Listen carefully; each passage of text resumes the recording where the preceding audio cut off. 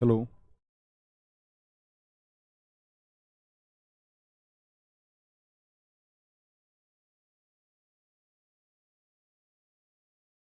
जय हिंद दोस्तों, मैं नवीन शर्मा आपसे का स्वागत करता हूं। आशा करता हूं आप सब एकदम अच्छे हैं, एकदम बेहतरीन हैं। एक बार सारे प्यारे दोस्त बताएंगे आप सब कैसे हैं।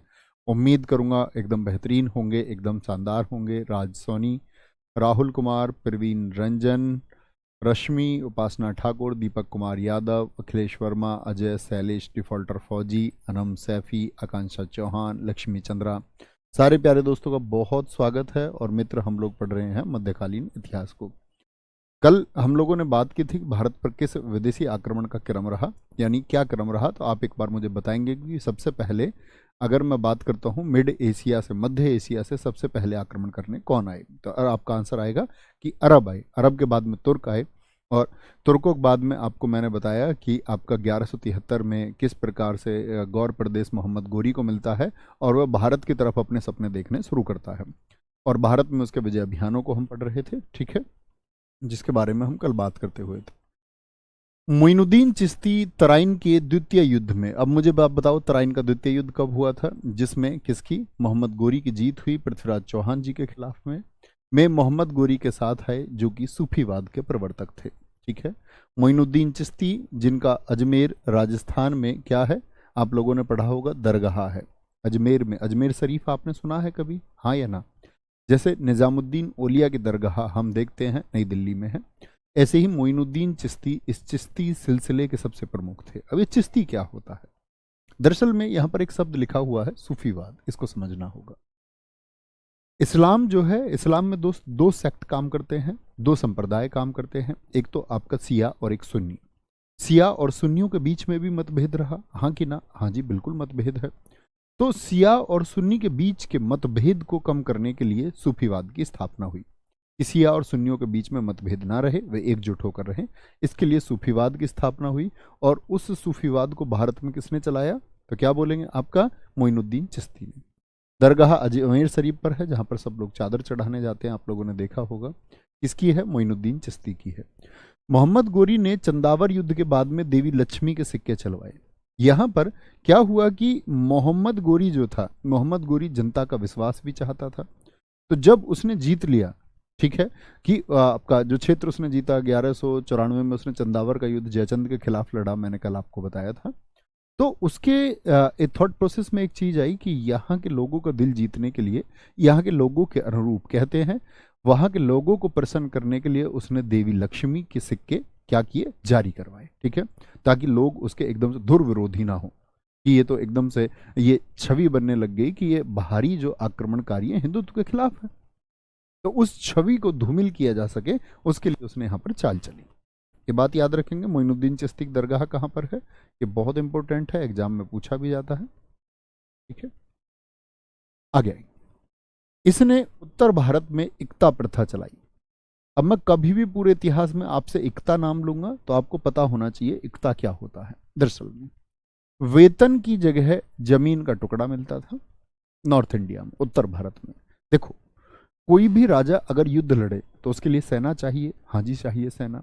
तो इसने क्या किया, गोरी ने काम किया कि मैं अपने लोगों को वेतन नहीं दूंगा, पैसे नहीं दूंगा, मैं अपने लोगों को जो सेना में काम करते हैं उनको जमीन का एक टुकड़ा दूंगा, और उस जमीन के टुकड़े पर वो अपनी खेती कर पाएंगे और अपने परिवार का पालन पोषण कर पाएंगे। ठीक है, तो इकता प्रथा उत्तर भारत में, कहां पर, ये बात याद रख लेनी है, क्योंकि इकता पूरे भारत में अगर चलाएगा, पूरे साम्राज्य में, तो वो इल्तुतमिश चलाएगा। अगर सिर्फ पूछेगा इकता प्रथा किसने चलाई तो इल्तुतमिश, लेकिन पूछ ले उत्तर भारत में किसने चलाई तो आंसर आएगा मोहम्मद गोरी। ठीक है, 1203 में कालिंजर अभियान में चंदेल शासक परमर्दी देव थे, जिनको परमादी देव के नाम से भी जानते हैं, इनको भी मोहम्मद गोरी ने हराया। और यहां इनका नाम आता है कहां पर, चंदेल शासक थे, और कहां पर, महोबा में। और महोबा के ही कौन है आपके, इन्हीं के सेनापति थे आल्हा और उदल, भारतीय इतिहास के महान सेनापति। आप समझिए उस समय दिल्ली के क्षेत्र में जो दबदबा था वो था पृथ्वीराज चौहान जी का। तो आल्हा ने पृथ्वीराज चौहान को कई बार हराया है युद्ध में, और कहते हैं अपने गुरु गोरखनाथ के कहने की वजह से उन्होंने हर बार पृथ्वीराज चौहान को क्या दे दिया, पृथ्वीराज चौहान जी को आपका हर बार उन्होंने मुक्त कर दिया, मतलब कि जीवन दान हर बार उन्होंने दे दिया। तो आल्हा और उदल के अपने किस्से हैं, अगर आप कभी पढ़ेंगे, एक जगनिक लेखक हुए हैं, उन्होंने लिखा है आल्हा खंड। आल्हा और उदल के ऊपर एक रचना है आल्हा खंड। आल्हा खंड के रचयिता कौन है? आपके जगनिक हैं। तो वहां पर आप देखोगे जो बुंदेलखंड क्षेत्र है वहां पर बहुत लोकप्रियता है इनकी, बहुत पूजा जाता है इनको। इवन जो आला चौक है वहां तो आज भी इनके सामने किसी को नहीं दिखाया जाता कि वह घोड़े पर सवार होकर जाए, दूल्हा भी घोड़े पर सवार होकर नहीं जा सकता। तो उनके सम्मान में कोई भी घोड़े पर बोले, घोड़े पर सवारी का हक इनको है। बहुत सम्मान है, ठीक है, बहुत सम्मान, ठीक है। दोस्त इधर उधर की बातें नहीं करेगा कोई भी, कोई भी इधर उधर की बातें नहीं करेगा जी मेरी जीएस नहीं हो पा रही है, ये नहीं हो पा रहा है। पढ़ने वाले बच्चे का सब कुछ होता है, जो मेहनत करता है उसका सब कुछ तैयार हो जाता है। रिवीजन कीजिए अच्छा हर विषय का, हर विषय की यही कुंजी है, यही की है। Okay, Deepika Chaturvedi ji, very good, बहुत शाबाश। गोरी का अंतिम अभियान खोखरों के, खोखर जानते हैं ना, थम्स अप कीजिए। अच्छा, खोखरों ने किसके खिलाफ अभियान इससे पहले किया था? तो आप लोगों को याद होगा गजनवी का अंतिम अभियान भी खोखरों के खिलाफ था। गोरी की मृत्यु जो हुई ये 1206 में हुई। दमियक पश्चिम पाकिस्तान में, कहते हैं एक किले में ये रोका हुआ था और अली मर्दान नामक व्यक्ति ने इसकी हत्या कर दी, जो एक आपका खोखर व्यक्ति था। अली मर्दान ने क्या कर दी? हत्या कर दी। ये अपने कैंप में सो रहा था और ये लुटेरे के रूप में यहाँ पर आए मोहम्मद गोरी से सामान लूटने, और मोहम्मद गोरी का गला काट दिया। किसने? अली मर्दान नामक व्यक्ति ने, ठीक है। अच्छा, अब बड़ी बात आती है कि गोरी जब भारत पर आया तो गोरी के 4 दास थे। दास से मतलब क्या होता है दोस्त? पहले क्या होता था, पहले जैसे आज आप बाजार में जाके कुछ भी खरीद सकते, पहले बाजार में आदमी भी बेचते थे, यानी आदमी बाजार में बेच के जाते थे और उनकी एक बोली लगाते थे, क्योंकि इनको सेना के लिए लोग चाहिए, लोग चाहिए सेना के लिए, घोड़ों को रख रखाव के लिए। तो राजा का एक शौक होता था, वह दासों के बाजार में जाता, जहां पर स्लेव्स मिलते, ठीक है, जहां पर एक गुलाम लोग मिलते थे, तो इनको वो खरीदते, बोली लगाते और गुलामों को अपने यहाँ रखते थे। तो ऐसे ही गोरी के पास भी 4 दास थे। वो 4 दास कौन कौन से हैं? एक है यलदौज, समझेंगे, एक है कुबाचा, अभी ये लाइन नहीं याद करेंगे, ऐबक का ससुर, क्योंकि आप ऐबक को नहीं जानते हैं अभी। कुबाचा, तीसरा कौन है? ऐबक है, और चौथा है बख्तियार खिलजी। अब देखने की बात क्या है कि अगर हम बात करें उस समय के भारतवर्ष की बात करें, ये सब क्षेत्र किसका था? ये भारतवर्ष का क्षेत्र था आपका, ठीक है। तो भारतवर्ष की अगर हम बात करते हैं तो यहां पर देखना होगा, जो यलदौज नामक व्यक्ति है, किसका दास था? गोरी का। इसको गोरी ने क्षेत्र दिया गजनी वाला, यहां पर गजनी है, ये किसको दे दिया? Y4 यलदौज को। ये क्षेत्र जो है, क्योंकि उसका पुत्र नहीं था, तो उसने ये कहा कि जो मेरे दास हैं वही मेरे पुत्र हैं। ये किसका कथन है? तो आप कहेंगे ये कथन है किसका? मोहम्मद गोरी का स्टेटमेंट है। कुबाचा को कौन सा क्षेत्र दे दिया? कुबाचा को ये वाला क्षेत्र दे दिया, सिंध क्षेत्र। ये किसको दिया? कुबाचा को दिया, कुबाचा को दिया। ये ऐबक, ऐबक को दिए लाहौर और दिल्ली, यानी यहां से लेकर के यहां तक का साम्राज्य किसको दिया? ये ऐबक को दे दिया, ठीक है। और बख्तियार खिलजी को कहां का साम्राज्य दिया? बंगाल और बिहार का, ये दे दिया खिलजी को, खिलजी को। इधर इसी वजह से तहस नहस किया उसने बिहार में। नालंदा विश्वविद्यालय किसने तोड़वाया? बख्तियार खिलजी ने, क्योंकि उसकी पोस्टिंग वहीं उसको मिली। बात को समझे? तो एक बार रिपीट कीजिए, गोरी के दास कौन कौन है? यलदौज है, यलदौज को क्षेत्र मिला गजनी का। कुबाचा को मिला आपका कौन सा क्षेत्र? सिंध क्षेत्र मिला उसको, सिंध के आसपास जितना भी मुल्तान पाकिस्तान वाला आज का, काबुल, कांधार, ये सब मिला। लाहौर और दिल्ली किसको मिले? ऐबक को मिले। और बख्तियार खिलजी को मिला बंगाल और बिहार। यहां तक की बात में कोई दिक्कत, कोई परेशानी? आगे, बख्तियार खिलजी ही है जिसने नालंदा विश्वविद्यालय बिहार, मैंने इसकी कहानी बताई थी, थम्स अप कीजिए, जानते ना इसने क्यों तोड़वा दिया था उसको। विक्रमशिला एक विश्वविद्यालय था बिहार में, एक ओदंतपुरी था विश्वविद्यालय बिहार में, इसने तीनों विश्वविद्यालयों को नष्ट कर दिया। तो कहते कि भारतीय संस्कृति और ज्ञान का जो केंद्र थे, जो सेंटर थे, उनको बख्तियार खिलजी ने एकदम से खत्म कर दिया, ठीक है। कोई दिक्कत, कोई परेशानी? आगे आएंगे। दोस्त वो जो कोई भी बच्चा पढ़ाई के अतिरिक्त बातें कर रहा हो ना कि मैं ये किताब ले लूँ वो ले लूँ, मित्र अपने ब्लॉक होने का कारण आप रहेंगे और कोई भी इस एप्लीकेशन पर आपका कमेंट आज के बाद नहीं देख पाएगा। इसीलिए जैसे ये सारे अच्छे बच्चे पढ़ते हैं, आप अकेले ऐसे बच्चे क्यों बनना चाहते हो जो अपना सिलेक्शन खो दोगे? बहुत ध्यान से पढ़ा करो, फोन को दूर रखो, पेन हाथ में लो, कॉपी हाथ में लो और वहां चीजों को समझो। ठीक है? अतिरिक्त बातों का आप मुझसे उम्मीद ना करें प्लीज, मेरी प्रार्थना भी है आपसे कि मैं आपकी बातों का कोई जवाब दूं। और मुझे बड़ी मतलब ये शर्म की बात होती है, इस लाख समझाने के बाद भी आप पता नहीं कौन कौन सी बातें करते रहते हैं। मेरी गर्लफ्रेंड मुझे छोड़ गई है, उस बात का भाई साहब इस क्लास में क्या मतलब है? अभिषेक, कोई अर्थ है क्या? आप स्वयं सोचा करो कि सच में इस बात का कोई अर्थ है। ठीक है, आगे आएंगे, कोई दिक्कत कोई परेशानी? एक बच्चे ने अच्छा क्वेश्चन पूछा है, अर्पित मिश्रा कह रहे हैं गुरुजी दक्षिण में कुछ भाग नहीं दिया गया। दक्षिण में उनका साम्राज्य ही नहीं था। दक्षिण में आकर तो ये लोग कंट्रोल करेंगे जब खिलजी वंश आ जाएगा। अलाउद्दीन खिलजी ऐसा व्यक्ति होगा जो दक्षिण को जीतेगा, अभी दक्षिण पर कंट्रोल ही नहीं है। ओके, बख्तियार खिलजी पूर्व में मोहम्मद गोरी का सेनापति था, लेकिन बाद में किसका सेनापति भी वो बना? बाद में ऐबक का सेनापति बना। अब देखने की बात होगी, ये फोटो लगे हुए हैं, नालंदा, विक्रमशिला और ओदंतपुरी। कहने की बात है कि मुझे बताइए दिल्ली का साम्राज्य किसको मिला? अब दिल्ली का साम्राज्य जिसको मिला उसने दिल्ली पर एक सल्तनत की स्थापना की। दिल्ली सल्तनत मैंने आपको बताया था, हम इसीलिए कहते हैं क्योंकि इनका हेडक्वार्टर, इनकी जो कैपिटल रही, जो मेन सेंटर इनका रहा, वो दिल्ली रहा। ओके, दिल्ली सल्तनत में 5 वंश हुए हैं। बताएं एक बार फटाफट से, दिल्ली सल्तनत में 5 वंश हुए हैं, बोलेंगे। दिल्ली सल्तनत में कितने वंश हुए भाई साहब? 5 वंश हुए हैं। और 5 वंश कौन कौन से हैं? गुलाम, खिलजी, तुगलक, सैयद, लोदी। बोलते हैं ना अच्छे से पढ़ें तो जी के तो सरल है, जी के तो सरल। कुछ लोग बोलते हैं गु खी तू से लम, कुछ बोलते हैं गुड़ खाओ तस ले में। कैसे भी याद रख लो, मे का मतलब इनके बाद आएंगे मुगल। मुगल याद रखेंगे जी, बोलो एक बार, जी के टी एस एल, जी के तो सरल। ठीक है, ये मैं आपको बता भी चुका था कि सबसे पहला वंश जो होगा वो गुलाम वंश होगा। कितने वर्षों तक शासन किया गुलाम वंश ने? टोटल वर्ष मुझे बताएं। आप कहेंगे भैया इन्होंने जो शासन किया है वो कितने? 84 वर्षों तक किया है, 84 ईयर्स। इनका शासनकाल क्या है? 30 वर्षों का है। 30 वर्ष अगर मैं बोलूं तो सबसे कम शासनकाल इसको कहते हैं हम। तुगलक वंश दिल्ली पर 94 वर्षों तक रहा। खिज्र खां एक सैयद वंश की स्थापना करेगा, अगर मैं बात करूं आपसे, ये आपका 37 वर्षों का इसका शासन होगा। और लोधी वंश की बात करेंगे तो 75 वर्षों का इसका शासन होगा। ठीक है, कोई दिक्कत?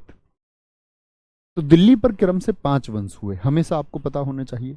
बहुत बार एसएससी प्रश्न पूछती है दिल्ली सल्तनत में सबसे कम शासनकाल किसका है, दिल्ली सल्तनत में सबसे अधिक शासनकाल किसका है। तो ये आपको याद रखिए। या पूछ रहे दिल्ली सल्तनत में दूसरा सबसे बड़ा शासनकाल किसका है, तो लोधी वंश का दूसरा सबसे बड़ा है। या पूछ ले दूसरा सबसे कम शासनकाल किसका है, तो सबसे कम तो खिलजियों का, दूसरा सबसे कम सैयद का होगा। कोई दिक्कत? गुल खिले तो सांस लो, बिल्कुल ठीक है, गुल खिले तो सांस लो, कुछ भी याद कर लो। जब एक अच्छा छात्र होता है ना, वो इतिहास को ट्रिकी वे से कभी नहीं याद करता। वो उसमें याद ही नहीं है गुलाम खिलजी तुगलक सैयद लोधी मुगल, काहे की ट्रिक। जब आप कई बार चीजों को पढ़ेंगे तो याद हो जाएगा। ओके, कोई परेशानी इस बात में? वर्ष याद रखेंगे जी, बिल्कुल याद होना ही चाहिए, कभी भी मैं आपसे पूछूंगा। तो सबसे पहला वंश आया गुलाम वंश। ठीक है, अब बात करेंगे गुलाम नाम इसका क्यों है। गुलाम, मैंने क्या बोला कि ऐबक कौन है? ऐबक कौन है? वो गुलाम था एक। किसका गुलाम है ऐबक, जरा बताएं भैया? मोहम्मद गोरी का गुलाम था। तो क्या भैया इस वंश के सारे शासक गुलाम रहे? तो मैं आपसे कहूंगा जी नहीं, सारे शासक गुलाम नहीं रहे, लेकिन गुलाम वंश के जो सबसे प्रभावशाली शासक रहे, जैसे कि संस्थापक ऐबक हो, इल्तुतमिश हो या फिर बलबन हो, तो ये 3 प्रमुख व्यक्ति हैं जो गुलाम रहे। 3 प्रमुख व्यक्ति हैं जो गुलाम रहे हैं। कौन कौन? ऐबक होगा एक, तो एक इल्तुतमिश होगा और एक होगा आपका बलबन। ये 3 लोग गुलाम रहे और उन तीनों का ही शासनकाल एक प्रभावशाली शासनकाल है। इसीलिए लोगों ने या इतिहासकारों ने कहा कि भाई इसको गुलाम वंश नाम देना एकदम से ठीक होगा। अन्य नाम भी हैं गुलाम वंश के। अन्य नाम कौन कौन से? दास वंश इसको कहते हैं। ममलूक वंश एक इतिहासकार हैं हबीबुल्ला, इतिहासकार हबीबुल्ला ने नाम दिया है ममलूक वंश। इलबरी वंश, क्योंकि जो ऐबक है, ऐबक की जो जाति थी वो इलबरी जाति का था। भाई ऐबक कहाँ से आया? ऐबक भी मध्य एशिया से आया, तो ऐबक की जो जाति है वो इलबरी थी, इस वजह से इसको इलबरी वंश कहा गया। ओके। गुलाम वंश में कुल कितने शासक हुए हैं? 11। एक तो ये नंबर आपको याद रख लेना है। पहला शासक कौन है? कुतुबुद्दीन ऐबक। इसकी भैया कोई प्रसिद्धि रही क्या? आप कहेंगे नहीं, इसकी प्रसिद्धि सिर्फ इतनी है कि ये गुलाम वंश का संस्थापक है। इसका शासनकाल बहुत इंपॉर्टेंट है, परीक्षाओं में पूछा जाता है। 1206 से 1210 कितने वर्ष शासन किया? 4 वर्ष। जन्म इसका 1150 का था, याद नहीं करना। इसने राजधानी बनाया लाहौर को। भाई इसको 2 क्षेत्र मिले थे, लाहौर और दिल्ली, तो इसने सेंटर किसको बना लिया? इसने सेंटर बनाया लाहौर को। ठीक है, क्या बोलेंगे? इसने सेंटर लाहौर को बनाया। ठीक है, ऐबक गद्दी पे आता है, लाहौर को अपना सेंटर बनाता है, और जो मिलिट्री कैपिटल अपनी बनाई वो इंद्रप्रस्थ, यानी कि ये दिल्ली को कहते थे पहले। किसको कहते थे? दिल्ली को। तो सैन्य राजधानी है उसकी वो, मुख्य राजधानी तो नहीं है ना। मुख्य राजधानी क्या बनाई है? लाहौर। क्या बोलेंगे? मुख्य राजधानी क्या बनाई है? वो उसने लाहौर बनाई है। ओके, कोई दिक्कत कोई परेशानी? हाँ, एक बच्चा यहाँ पर कह रहा, देखो मैंने यहाँ पे गलत बोल दिया। एक बच्चे ने बोला सर दूसरा बड़ा क्या लोधी वंश होगा? नहीं भाई साहब, 84 वर्ष गुलाम वंश, ये दूसरा बड़ा शासनकाल है। आप वर्षों से देख सकते हैं, तुगलक के बाद में दूसरा बड़ा, शायद मैंने लोधी बोला, गुलाम वंश होगा दूसरा सबसे बड़ा। ठीक है, आगे आएंगे। किसका गुलाम था? कुतुबुद्दीन ऐबक गोरी का गुलाम था। इसे मिर्जा अजीज कोका से खरीदा गया था, मतलब एक बाजार में इसको खरीदा गया ऐबक को। ऐबक किसका दास है? गोरी का, और मिर्जा अजीज कोका नामक व्यक्ति से उसने इसको खरीदा था।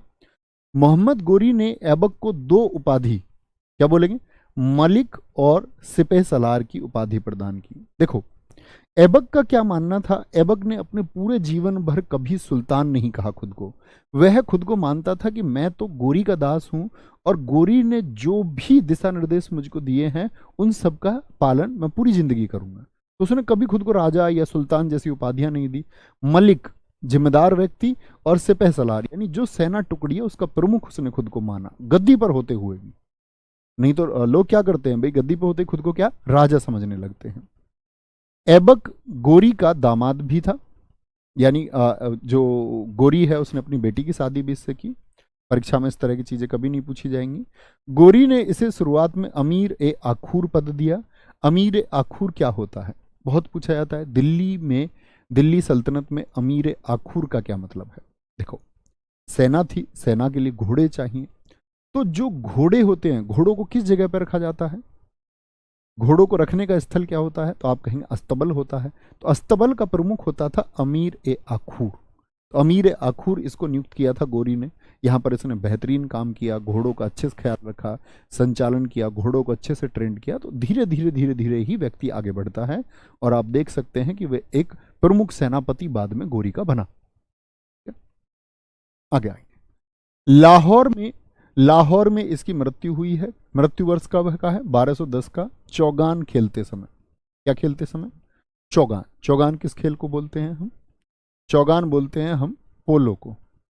पोलो का जन्मदाता कौन सा देश है? भारत ही है, मणिपुर। मणिपुर में इस पोलो खेल का जन्म हुआ है प्राचीन भारत में।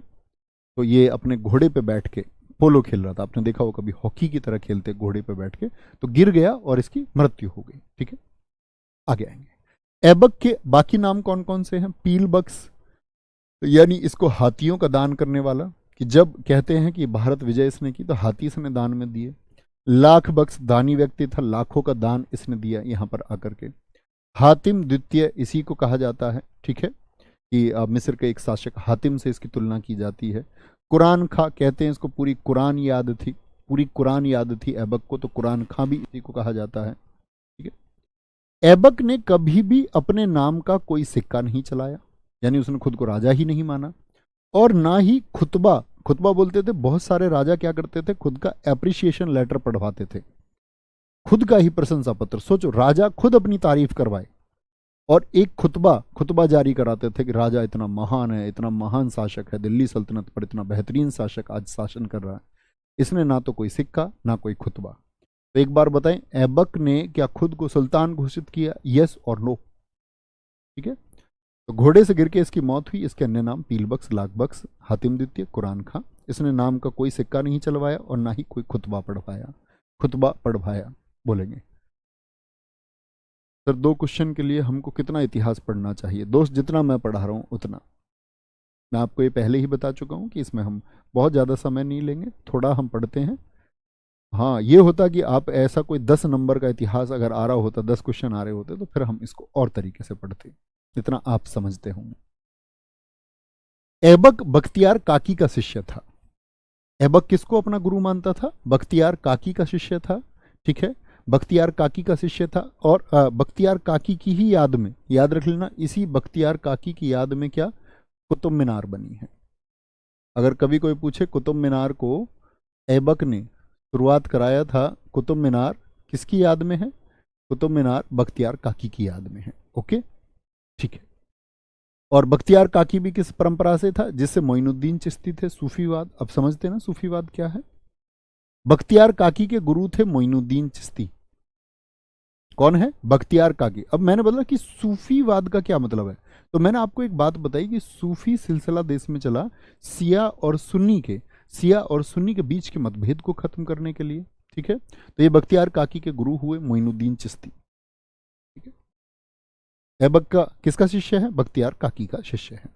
ऐबक की बात करेंगे, ऐबक ने क्या क्या बनवाया। ओके, ऐबक के निर्माण कार्य, कुव्वत उल इस्लाम मस्जिद, इसको दिल्ली की पहली मस्जिद कहते हैं या उत्तर भारत की पहली मस्जिद कहा जाता है। उत्तर भारत की पहली मस्जिद यानी नॉर्थ इंडिया की। तो भैया नॉर्थ इंडिया से मतलब क्या? इससे पहले भी बोलेंगे आपका, तो बोलेंगे केरल की जो मस्जिद है वो सबसे पहली मस्जिद है भारत की। चेरामन जुमा मस्जिद, ये भारत की पहली मस्जिद है। तो भारत की पहली मस्जिद कहाँ पर? आपका लगभग 6ठी शताब्दी की है। भारत की क्या बोलेंगे? भारत की पहली मस्जिद 6ठी शताब्दी में बनी थी। भारत की पहली मस्जिद चेरामन जुमा। ठीक है, 2.5 दिन का झोपड़ा ये ऐबक ने बनवाया अजमेर में। अब अजमेर में जो ये इसने बनवाया, तो दरअसल में अजमेर में एक संस्कृत विश्वविद्यालय हुआ करता था। एक शासक थे अजमेर के, विग्रहराज फोर्थ, विग्रहराज चतुर्थ ने उसको बनवाया था। और विग्रहराज चतुर्थ की अगर मैं बात करूं तो उनके दरबार में क्या नाम मैंने लिया? ये जो विग्रहराज चतुर्थ थे, फोर्थ विग्रहराज चतुर्थ, इन्होंने बनवाया था यहां पर एक संस्कृत महाविद्यालय, एक संस्कृत कॉलेज था। और इस संस्कृत विद्यालय में क्या था, इनके एक दरबारी कवि थे जिनका नाम था, क्या बोलेंगे? इनके जो दरबारी कवि थे उनका नाम था हरिकेल। इनके एक दरबारी थे जिनका नाम हरिकेल था। तो हरिकेल संस्कृत के एक ज्ञाता थे। तो हरिकेल ने संस्कृत की कुछ पंक्तियां उस विद्यालय की दीवारों पर लिख रखी थी। ये बहुत पूछा जाता है कि आपका जो 2.5 दिन का झोपड़ा है, पहला प्रश्न पूछा जाता है 2.5 दिन का झोपड़ा है क्या? ये देखो, 2.5 दिन का झोपड़ा क्या है? एक मस्जिद है। एसएससी ने बहुत बार प्रश्न पूछा 2.5 दिन का झोपड़ा क्या है? एक मस्जिद है। क्या बोलोगे? एक मस्जिद है, अजमेर में स्थित है। विग्रहराज का पहले यहाँ पर कॉलेज था, बड़ा सुंदर कॉलेज था। तो कहते एक बार ऐबक गुजर रहा था, ऐबक ने देखा उसकी खूबसूरती को, तो ऐबक ने उसको तोड़ने के आदेश दे दिए, एक विद्यालय को तोड़वा दिया। मतलब ये लोग, आप समझते हैं, इनको शिक्षा का थोड़ा भी बोध नहीं था और अपने धर्म की स्थापना के लिए शिक्षा को नेस्तनाबूद कर देना चाहते थे, शिक्षा को एकदम खत्म कर देना चाहते थे। ठीक है, तो शिक्षा को जब ये लोग एकदम खत्म कर देना चाहते थे, तो यहां पर एक बात आप देखोगे कि कितना निर्दय पूर्वक काम इन्होंने किया। इसको 2.5 दिन क्यों कहते हैं? 2.5 दिन बोलते हैं इसको भाई, 2.5 दिन, 24 घंटे, 24 घंटे और 12 घंटे, यानी इसने मजदूरों को पकड़ के 60 घंटे में ये बनवाया। और इसने कहा कि जब तक मजदूर इसको निर्मित नहीं कर देते तब तक खाने को ना पीने को मिलेगा। कहते कई मजदूरों की कई कठिन परिश्रम में यहाँ पर मौत हुई और 60 घंटे के बाद ही उनको खाने को दिया। रास्ते चलते चलते वो 2.5 दिन यहाँ रुका और उसने 2.5 दिन का झोपड़ा बनवाया। फिर आते हैं हम कुतुब मीनार। कुतुब मीनार का निर्माण शुरू करवाया किसने? ऐबक ने। कुतुब मीनार की हाइट कितनी है? 72.5 मीटर है। एसएससी ने कई बार पूछी है कुतुब मीनार की ऊंचाई कितनी है, 73 मीटर विकल्प में आएगा तो चुन लें। ठीक है। 1993 में यूनेस्को की विश्व विरासत सूची में इसको शामिल किया गया। अच्छा मुझे बताइए, यूनेस्को की विश्व विरासत सूची के बारे में जानते हैं? आपको स्टैटिक में भी बताऊंगा।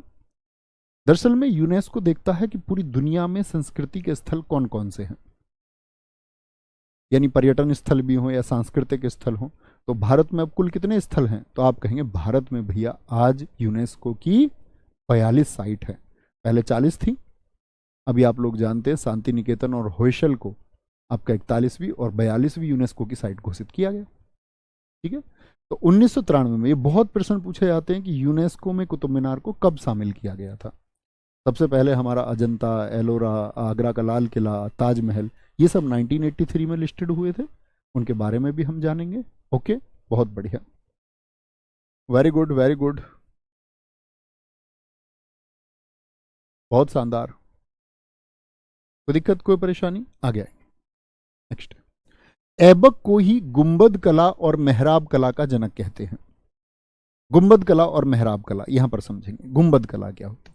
जब किसी भी स्ट्रक्चर को बनाया जाता है तो अगर गोल तरीके से बनाया जा रहा है, जैसे ये यहां पर गोल है, तो ये क्या है? ये गुंबद है। क्या है? ये आपका दोस्त गुंबद है। ठीक है, गुंबद है।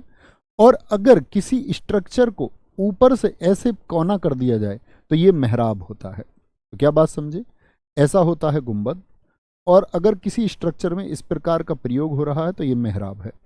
ये भारत में पहले नहीं होते थे। गुंबद और मेहराब भारत में जो शुरू किए दोस्त, वो किसने शुरू किए हैं? तो कभी भी पूछेगा गुंबद कला और मेहराब कला का जनक कौन है भारत में? वो ऐबक है। ऐबक का दरबारी कवि था हसन निजामी, जिसकी पुस्तक है ताजुल माशिर।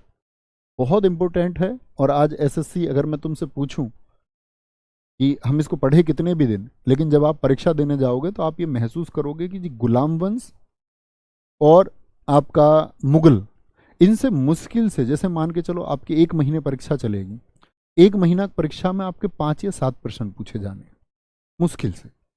और उनमें से सबसे महत्वपूर्ण जो होगा वो पुस्तकें होंगी कि सल्तनत काल और मुगल काल के दौरान कौन कौन सी पुस्तकें लिखी गई हैं। ठीक है। तो ताजुल मासिर के लेखक हमेशा याद रखेंगे हसन निजामी, ऐबक के दरबारी हैं। ऐबक का मकबरा, जैसे हिंदू धर्म में क्या होता है? दाह संस्कार होता है, लेकिन इस्लाम में क्या होता है कि लोगों को दफनाया जाता है। तो अगर जहां पर व्यक्ति को दफनाया गया उसके ऊपर कुछ स्ट्रक्चर बना दिया गया, एक इमारत बना दी गई, उसी को हम मकबरा कहते हैं। और ऐबक का मकबरा है लाहौर में, इल्तुतमिश ने बनवाया था बाद में। मतलब ऐबक को दफन कर दिया गया था, बाद में जब इल्तुतमिश सन 1211 में शासक बना तो उसके बाद उसने इस पर क्या बनाया? एक इमारत बनवाई। ठीक है। तो ऐबक का कहां पर है मकबरा? क्या बोलोगे? लाहौर में। अब ऐबक की मौत किस वर्ष में हुई जरा बताएं? ऐबक की मौत हुई 1210 में, और ऐबक का पुत्र आया आराम शाह गद्दी पर, लेकिन ये 8 महीने ही शासन कर पाया। कितने महीने? सिर्फ 8 महीने।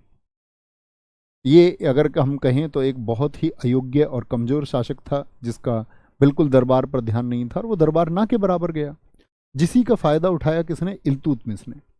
इल्तुतमिश ने जूड नामक स्थल पर दिल्ली के पास में ये युद्ध लड़ा, और आराम शाह को चेतावनी पहले से ने दी थी, बाद में युद्ध में हराया, और यह सिद्ध किया कि भाई गद्दी के लिए उसका पुत्र नहीं रह सकता, क्योंकि इल्तुतमिश बेटा नहीं है उसका। एक गुलाम ने राजवंश के लड़के को हरा दिया। इल्तुतमिश तो गुलाम होगा। इल्तुतमिश किसका गुलाम है? क्या आप मुझे बता सकते हैं? गोरी का गुलाम है इल्तुतमिश। वो भी सॉरी, गोरी का बोलो, ऐबक का गुलाम है। तो वो गोरी के टाइम से जैसे अकबर शासक बना गुलाम होते हुए, ऐसे ही अकबर के टाइम पे गुलाम होते हुए शासक कौन बना है? इल्तुतमिश। क्या बोलेंगे जी? तो इल्तुतमिश किसका गुलाम हुआ बताएं जरा? इल्तुतमिश एक गुलाम है किसका? आप कहेंगे जी ऐबक का गुलाम है, और ऐबक खुद एक गुलाम था। ऐबक किसका गुलाम था? गोरी का। गोरी का, यानी सत्ता वापस से किसके पास आई? एक गुलाम के पास में आई, एक गुलाम के पास में आई। तो इल्तुतमिश गद्दी पर आया 1211 से 1236। इसे गुलाम का गुलाम कहा गया। गुलाम का गुलाम क्यों? समझ सकते हैं ना? ये किसका गुलाम हुआ? ये गुलाम हुआ खुद, और ये गुलाम का भी गुलाम हुआ। गुलाम का गुलाम किसको कहा जाता है? ठीक है, गुलामों का गुलाम नहीं, गुलाम का गुलाम। एक ही तो गुलाम था पहले। इसकी उपाधि है अमीर उल अमरा, यानी कि इसको क्षेत्राधिकारी बनाया गया ऐबक के टाइम पे। इसके पिता का नाम इलम खां था। राजधानी इसने बनाई दिल्ली। ये मोस्ट इंपोर्टेंट फैक्ट है। मुझे बताइए अब तक राजधानी कहां पर थी? यानी ऐबक ने राजधानी कहां पर बनाई थी? तो आप कहेंगे भैया ऐबक ने जो राजधानी बनाई वो बनाई थी लाहौर में, और इसने राजधानी बनाई दिल्ली। इसीलिए इल्तुतमिश को दिल्ली में सल्तनत काल का वास्तविक संस्थापक कहा जाता है, क्योंकि अब तक तो सेंटर कहां था? लाहौर, और दिल्ली को सेंटर बनाया इल्तुतमिश ने। ठीक है, इल्तुतमिश जिसके बारे में कहा जाता है आपका, बोलेंगे भी फटाफट से? बहुत बढ़िया, बहुत शानदार।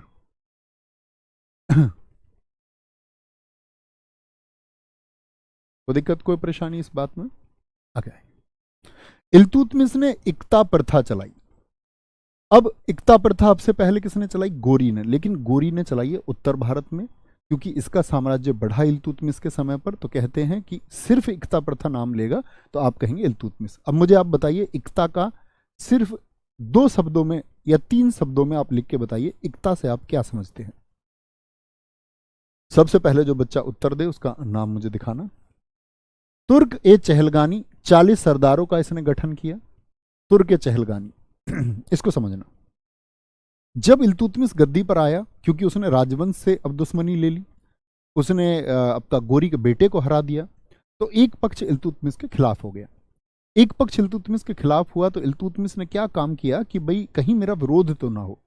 उसने देखा उस समय दिल्ली के आसपास के ऐसे सरदारों को जो अपना प्रभाव रखते थे राजनीतिक और सामाजिक। उसने 40 लोगों को चुना और उन सब लोगों से उसने हाथ मिलाया, हैंडशेक किया।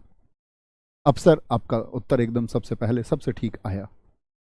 तो दोस्त उसने क्या बोला कि जितने भी सामाजिक रूप से मजबूत लोग हैं उनसे उसने हैंडशेक हाथ मिलाते हुए ये कहा कि हम सब लोग मिलकर शासन चलाएंगे। ऐसा नहीं है कि ये गद्दी सिर्फ इल्तुतमिश की है, आप जो भी मैं फायदे या राजस्व उठाऊंगा उसमें एक हिस्सा आपका भी होगा। तो अगर दिल्ली कोई राजा ये कहे कि भाई तुम मेरे साथ हो जाओ, तो राजा के साथ तो कोई भी होना चाहता है, और वो भी स्थापित राजा हो जो गद्दी पर बैठ चुका है। तो सब लोगों ने उसकी क्या बोलेंगे, उसकी सहायता की और उसको एक प्रॉमिस किया कि भाई हम तुम्हारे साथ रहेंगे। रचित जी, भारत, रूपेंद्र, रितेश, वीर सिंह, राहुल, बहुत शानदार, बहुत अच्छे उत्तर दिया है। ये दर्शाता है कि आप क्लास में फोकस करके पढ़ने वाले छात्र हैं। इसने आगरा में न्याय का घंटा लगवाया कि कोई भी व्यक्ति इससे न्याय की डिमांड कर सकता है। अब इसको आप न्याय की जंजीर मत समझ लेना। न्याय की जंजीर जहांगीर ने लगवाई है, ये न्याय का घंटा है। जंजीर और घंटे में तो अंतर समझते हो ना, या बिल्कुल मठरी बुद्धू हो? ऐसा नहीं होना चाहिए। इल्तुतमिश के समय का इतिहास तारीख ए फिरोजशाही में लिखा है, जिसका लेखक है बर्नी। बहुत अच्छा इतिहास इसने लिखा है बर्नी ने। खलीफा से खिलहत प्राप्त करने वाला पहला सुल्तान। खलीफा जानते हो कि मोहम्मद साहब के बाद में सबसे बड़ी प्रसिद्धि किस पद को मिली थी? आपका खलीफा पद को। खलीफा का कथन सबसे बड़ा कथन होता था, बगदाद के खलीफा का। तो ये खलीफा जो लोग इस्लाम का प्रचार प्रसार करते थे उनको खिलहत भी देता था। खिलहत का मतलब एक ऑफिशियल लेटर होता था। एक ऑफिशियल लेटर दे करके उसको वैधानिक सुल्तान वो मानता था कि इस्लाम जगत का एक सुल्तान है जो बहुत बेहतरीन काम कर रहा है। तो खलीफा से खिलहत पाने वाला पहला शासक भारत का कौन है? वह इल्तुतमिश है। अब आते हैं इल्तुतमिश के समय की बातों पर। मैंने आपको बताया था, मैं आपको थोड़ा सा वापस ले जाना चाहूंगा यहां पर। दरअसल में जब ऐबक को कौन सा क्षेत्र मिला था, मुझे एक बार बताएं आप लोग। तो आप कहेंगे भैया जो ऐबक था, अब आप ऐबक को जान चुके हैं। ऐबक गुलाम वंश का संस्थापक है, नो डाउट। लेकिन जैसे ही दिल्ली का प्रभाव बढ़ा, दिल्ली का प्रभाव जैसे ही बढ़ा, यही क्षेत्र किसके पास है? ऐबक के पास ये वाला क्षेत्र था। तो ऐबक से दुश्मनी किन किन लोगों ने मानी? एक तो यल्दौज ने, लेकिन यहां पर ऐबक ने एक चाल चली। एल चाल चली कि इससे इसने वैवाहिक संबंध स्थापित कर लिए, इससे नहीं मतलब इसकी बेटी से, तो इसीलिए बोल रहे हैं इसको ये ऐबक का कौन बन गया, बाद में ससुर बन गया। अब ये लाइन समझे, तो ऐबक ने अपने एक विरोध को तो यहां खत्म कर लिया। और देखो यहां पर जो विरोध होता उसको कुबाचा से, तो कुबाचा से उसने अपनी बहन की शादी करवा दी, यानी कुबाचा कौन है, ऐबक का जीजा है। तो वहां पर चालाकी की किसने, ऐबक ने, वैवाहिक संबंध स्थापित करके अपने खिलाफ जो विद्रोह उठ सकते थे उनको शांत उस समय पर किया। तो ऐबक तो उनका रिश्तेदार था, ऐबक के समय तक तो वो शांत रहे, लेकिन जैसे ही फिर ऐबक का बेटा आया आराम साहब, वह भी इनका रिश्तेदार हुआ, तो उसके भी खिलाफ विद्रोह। लेकिन जैसे ही इल्तुतमिश आया, इन्होंने कहा इल्तुतमिश हम तुझे दिल्ली प्रशासन नहीं करने देंगे, क्योंकि भाई दोस्त या रिश्तेदार किसके हैं, ये ऐबक के ही तो हैं, और इसने ऐबक के बेटे को मार दिया, यानी इनके रिश्तेदार के बेटे को मार दिया। तो यहां पर एक संग्राम देखने को हमको मिलता है, जिसको हम तराइन का पहला और दूसरा युद्ध आप जानते हैं, उनके वर्ष लिखें। तराइन का तीसरा युद्ध हुआ 1215 एडी में। यहां पर जो यल्दौज था, क्योंकि कुबाचा को इसने छोटे संग्राम में पहले ही हरा दिया, और यहां पर क्या हुआ, उसने आपका यल्दौज को हराया, जो उसका एक धुर विरोधी था उसको उसने परास्त कर दिया। इसके बाद में इसने मुद्रा चलाई, जीतल और टंका। जीतल मुद्रा चलाई थी, बहुत पूछा जाता है परीक्षाओं में, जीतल नामक करेंसी किसने चलाई थी, टंका करेंसी किसने चलाई थी, चांदी की। ओके। इल्तुतमिश के समय 1221 में मंगोलों का आक्रमण हुआ, जिसका नेतृत्व किया चंगेज खान ने। चंगेज खान, जिसको तिमुचिन हम कहते हैं। क्या आप लोगों ने कभी चंगेज खान का नाम सुना है? दोस्त अगर मैं बात करूं कि इस दुनिया में सबसे बड़े क्षेत्रफल को जीतने वाले लोग कौन कौन थे, तो एक तो नाम आता है सिकंदर द अलेक्जेंडर का, एक नाम आता है दुनिया में तबाही मचाने वाले नाम में, दूसरा नाम है चंगेज खान, और तीसरा है तैमूर लंग। ये तीन लोग ऐसे हैं जिन्होंने दुनिया में बहुत तबाही मचाई है, जबरदस्त तबाही, कत्ले आम। तो ये क्या है दरअसल में, यहां आपको समझना होगा। यहां पर इल्तुतमिश की बुद्धिमानी आपको दिखेगी। दरअसल में ये जो मध्य एशिया वाला क्षेत्र था, ये मंगोल लोग थे, मंगोल लोग थे, मंगोल लोग, जो आपका अगर मैं बोलूं तो विकृत बौद्ध थे, बौद्ध धर्म को मानने वाले लोग थे। शुरुआत में ये स्वयं चंगेज खान भी क्या बोलेंगे, समानिष्ठवादी, एक वर्ड आता है समानिष्ठवादी। तो ये चंगेज खान पहले मुस्लिम नहीं था, चंगेज खान पहले बौद्ध था, और बौद्धों की यानी बौद्ध जो आपका मार्ग था, वो तो मार्ग किसका था, अहिंसा का मार्ग था। उस मार्ग से जो लोग भटक गए उनको कहते समानिष्ठवादी। तो समानिष्ठवादी बौद्ध विकृत व्यक्ति था, जो बाद में मुस्लिम हुआ, चंगेज खान।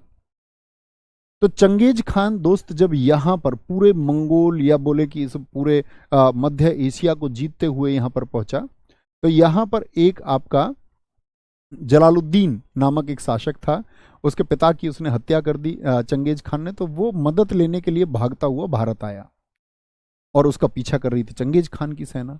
तो उसने सोचा कि मुझको भारत से एक मदद मिल जाएगी, भारत से एक मदद मिल जाएगी। लेकिन इल्तुतमिश को जैसे ही ये पता चला, अरे भैया ये तो खतरा, उसने बोला भाई तू क्यों आया, उसने बोला जी मेरी जान बचा लो, मेरे पीछे चंगेज खान लगा हुआ है।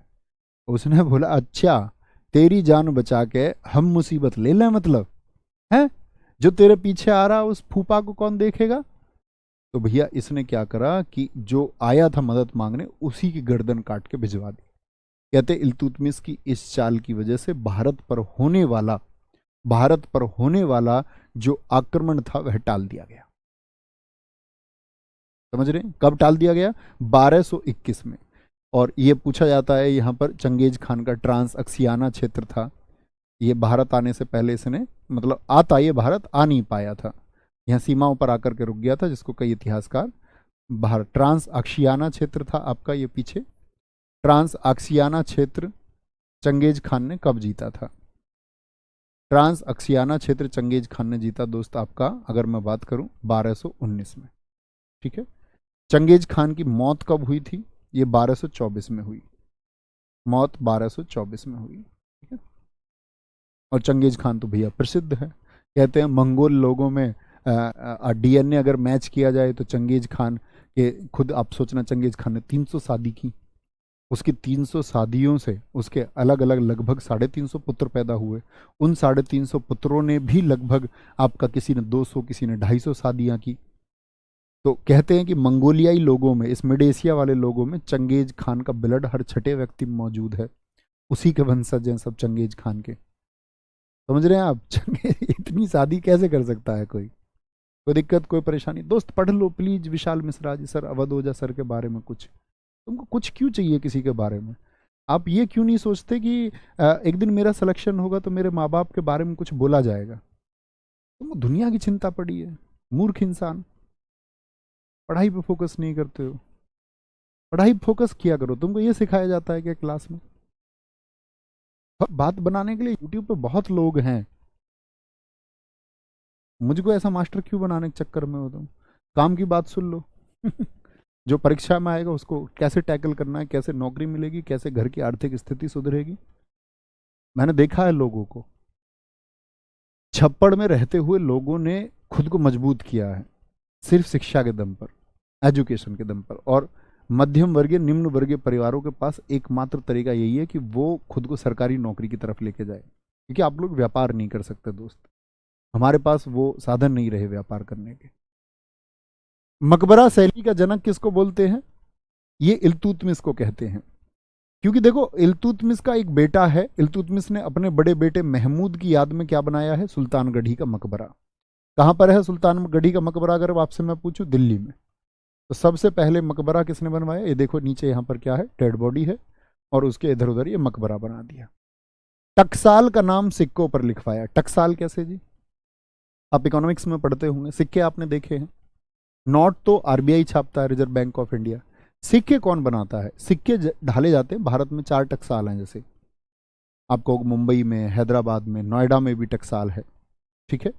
तो टकसाल में सिक्के ढाले जाते हैं, और टकसाल का नाम सिक्कों पर लिखवाया कि ये इस टकसाल में छपा हुआ है, यहां पर इसकी छपाई हुई है। जैसे आज भी आप देखोगे भारत के हर सिक्के की अपनी एक पहचान है कि वो किस टकसाल का बना हुआ है। अतारकीन का दरवाजा बनवाया किसने? ये भी इल्तुतमिश ने बनवाया। इल्तुतमिश का दरबारी कवि, मोस्ट इंपोर्टेंट बात है। और पिछले वर्ष आप देखें SSC CGL prelims, SSC CGL mains, दोनों में प्रश्न पूछा गया तबकात नासिरी के लेखक कौन है? मिनहाज उस सिराज है। मैं आपसे फिर से कह देता हूं, पुस्तक और उसका लेखक बहुत इंपॉर्टेंट है। और ये इंपॉर्टेंट इसलिए भी है क्योंकि जब रजिया सुल्तान गद्दी पर आई तो रजिया सुल्तान गद्दी पर आने के समय भी कौन शासक है, सॉरी कौन आपका दरबारी लेखक है? तो वो मिनहाज उस सिराज ही है। मिनहाज उस सिराज ही है जिसने इतिहास में कथन दिया था कि रजिया अगर महिला ना होती तो उसका नाम भी भारत के बड़े शासकों में लिया जाता। और ये पूछा गया प्रश्न है कि किसने यह कथन दिया था कि रजिया के एक बहुत प्रभावशाली शासक ना होने का कारण उसका महिला होना रहा। यही व्यक्ति है मिनहाज उस सिराज। इल्तुतमिश का मकबरा दिल्ली में है, खुद इल्तुतमिश ने ही बनवाया। आप कहेंगे भैया इसने कैसे? मकबरा तो मरने के बाद। अब भैया पहले इमारत बनवा दी, बोला मैं मरूं तो मुझको यहां दफनाया जाए। ओके, बहुत थैंक यू अमन कुमार जी मेरे दोस्त, आपका प्यार ताकत है। 1236 में इसकी मौत हो गई, और जिसकी मौत का कारण नहीं लिखा हुआ इसका मतलब है उसकी स्वाभाविक मौत हुई है। पूरे इतिहास में आप कभी भी पढ़ें और नहीं कारण दिया गया, इसका मतलब वो जनरल डेथ मरा है। इल्तुतमिश ने क्या किया? कुतुब मीनार को पूर्ण कराया, यानी कि 3 मंजिल और बनवाई, हालांकि बाद में 1 मंजिल। 5वीं मंजिल याद रख लेना, कुतुब मीनार की किसने बनवाई थी? कुतुब मीनार की जो 5वीं मंजिल है वो बनवाई थी फिरोज शाह तुगलक ने। किसने? फिरोज शाह तुगलक आएगा, एक 1351 से लेकर के 1388 तक शासन किया था इसने। और अगर मैं बात करूं दूसरी, तीसरी और चौथी जो मंजिल हैं वो किसने बनवाई? वो इल्तुतमिश ने बनवाई थी, इल्तुतमिश ने बनवाई हैं। और पहली मंजिल जो बनाई, पहली मंजिल वो बनाई थी ऐबक ने। अब जरा आप ध्यान से पढ़ रहे थे तो हाइट बताना कितनी बताई मैंने कुतुब मीनार की आपको? वेरी गुड, समझेंगे? आगे आते हैं। अब इसकी मौत के बाद में रुकनुद्दीन फिरोज बैठा। ये भी आपका रुकनुद्दीन फिरोज कौन है? ये भी इल्तुतमिश का एक बेटा है। सॉरी, इल्तुतमिश का नहीं, इसका ऐबक का एक पुत्र आपका गद्दी पर आता है यहाँ पर। सॉरी मैं गलत बोल गया रिपीट कर रहा हूं मैं इस बात को फिर से। इल्तुतमिश का बेटा गद्दी पर आता है, और इसकी माँ इसकी मां शाह तुर्कान। अब तुम समझना, यहां पर रुकनुद्दीन फिरोज भी एक अयोग्य शासक है और विलासी, अत्यंत विलासिता में। अत्यंत विलासिता से मतलब क्या है कि इसको शराब पीने के अलावा अन्य कोई फुर्सत ना रही। इसको सिर्फ महिलाओं का साथ चाहिए था। तो राजाओं के समय पर होते थे हरम। हरम का मतलब क्या होता था कि जो राजा होते थे ये सुंदर स्त्रियों का अपहरण करवा के एक हरम में रखते थे, और इवन अपने राज्य की जो सुंदर लड़कियां हैं उनकी भी शादी नहीं होने देते थे, उनको भी एक हरम में रखते थे। हरम का मतलब एक ऐसा स्थल जहां पर सुंदर लड़कियां भरमार मात्रा में रहती हों।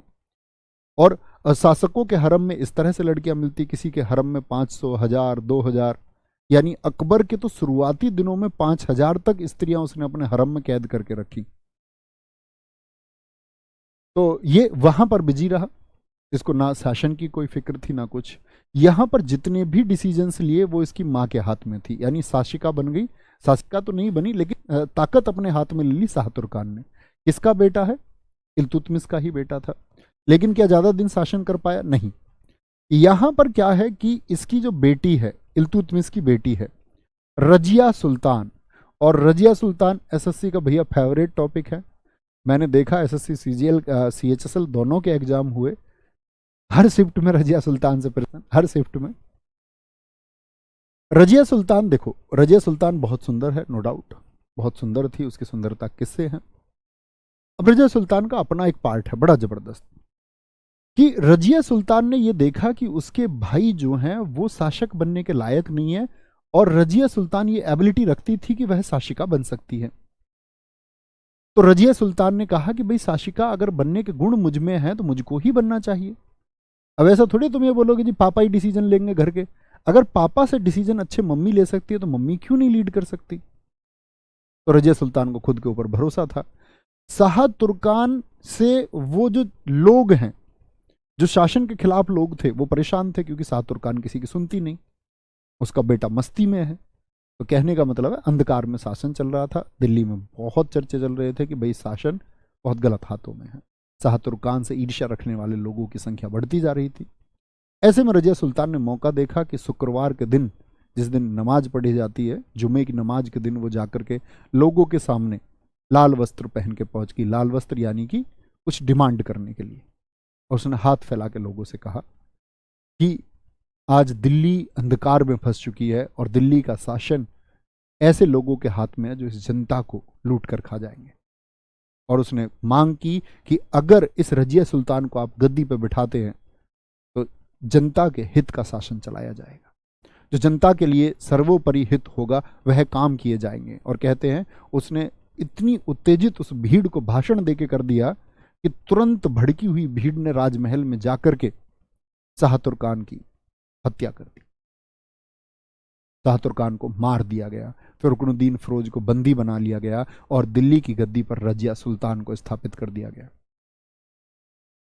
तो रजिया सुल्तान गद्दी पर आती है, इसलिए बोलते इसको तुर्की इतिहास की या भारत की पहली महिला शासिका यही है। किसकी बेटी थी? इल्तुतमिश की बेटी थी। इल्तुतमिश की बेटी थी रजिया कुल्हा, यानी कि अगर हम बोले ब्लेजर और चोगा, एक तरह का मतलब आपका टोपी और ब्लेजर ये पहनती थी। रजिया ने काले गुलाम याकूत को अमीर आखूर नियुक्त किया। अमीर आखूर जानते? यस और नो? सारे दोस्त बताएंगे एक बार। अब दरअसल में रजिया जब गद्दी पर आ गई तो रजिया ने बहुत अच्छा शासन चलाया। उसकी लीडिंग एबिलिटी उसके अंदर थी, लीडरशिप उसके अंदर था। और उसने जो छोटे छोटे मोटे दिल्ली के खिलाफ विद्रोह उसके खिलाफ लोगों ने किया कि एक महिला कैसे गद्दी पर बैठ सकती है, उसने एक संचालन अच्छा करके लोगों के विद्रोह को भी दबाया।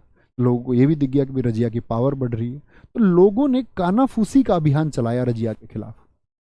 कानाफूसी कैसे? अरे तुमको पता है रजिया का चक्कर चल रहा है, अरे यार तुमको पता है रजिया का चक्कर चल रहा है।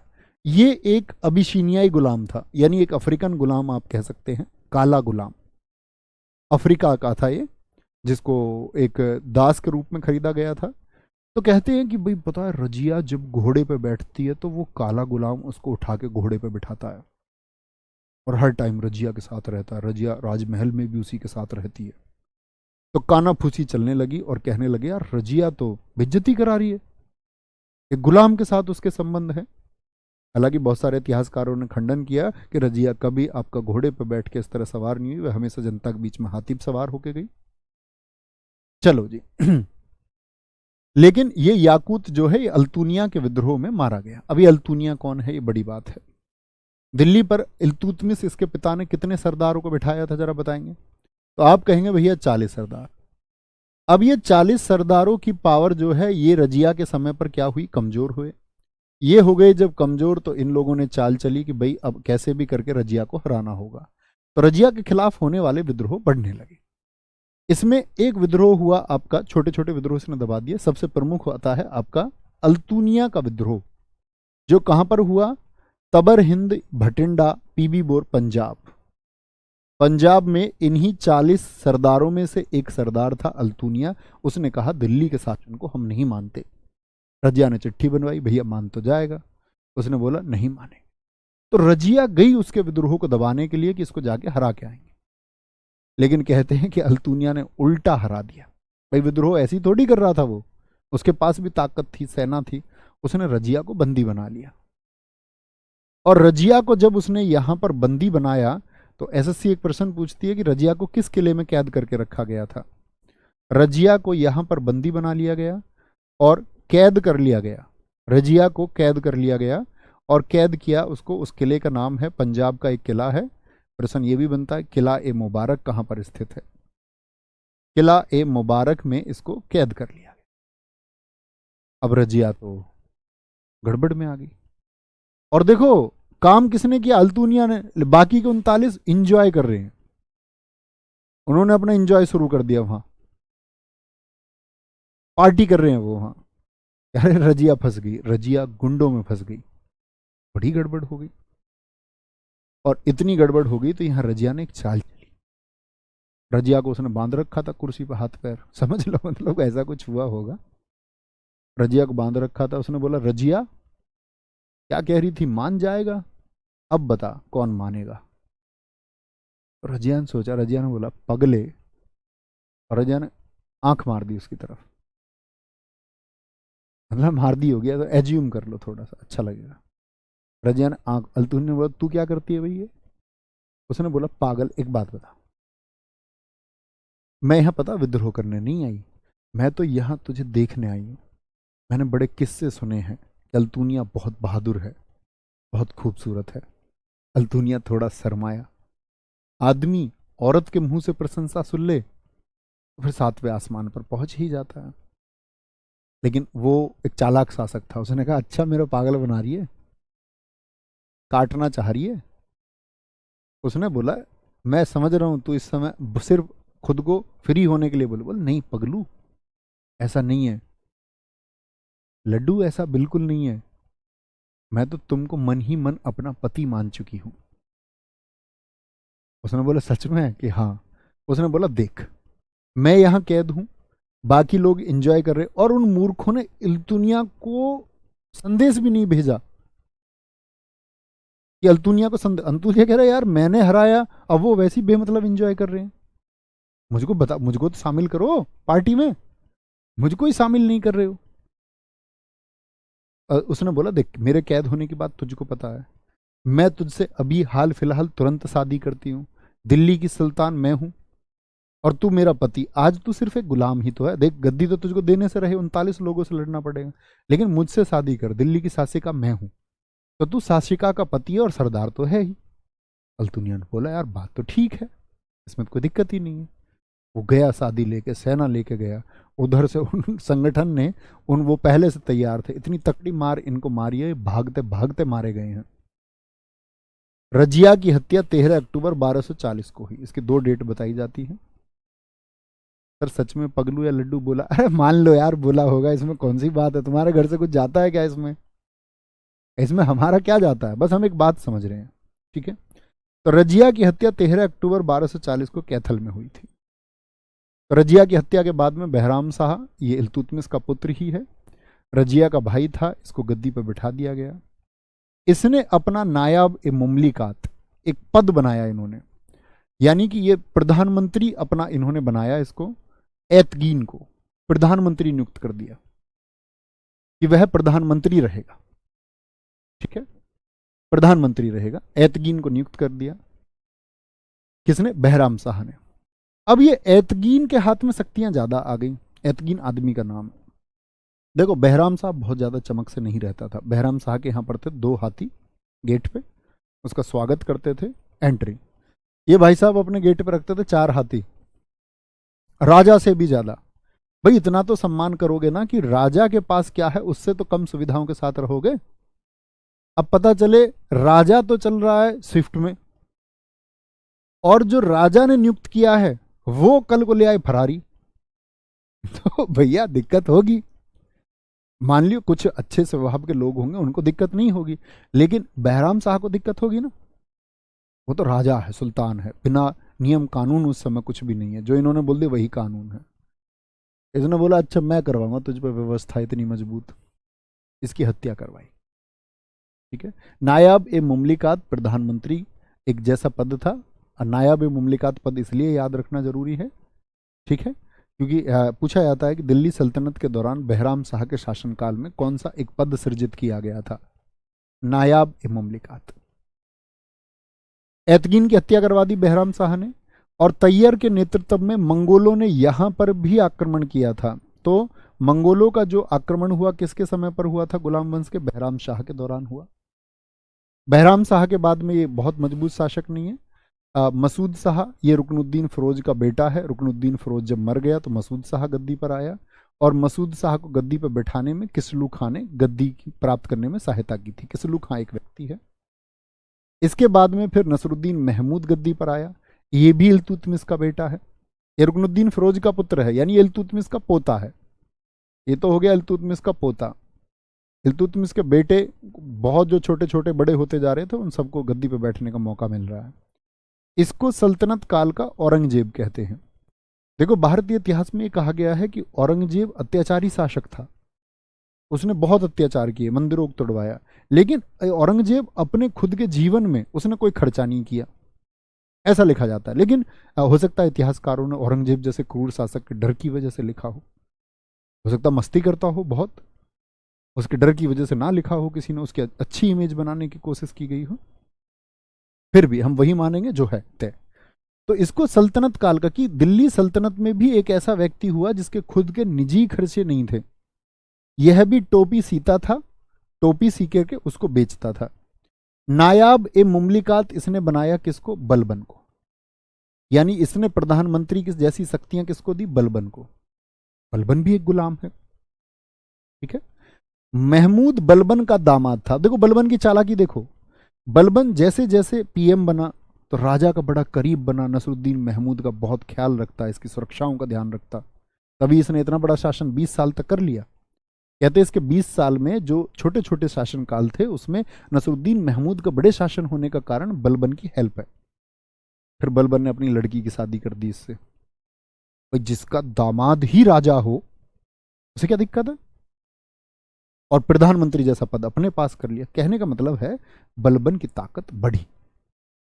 और नसरुद्दीन महमूद की मौत हो गई। कुछ लोग कहते हैं इसकी मौत इस जहर देने की वजह से हुई जो बलबन ने उसको दिलाया। एक दोस्त आ गया, खलीफा का क्या मतलब होता है? रंजन यादव, बेटा कल की क्लास करो, कल की क्लास में समझाया है।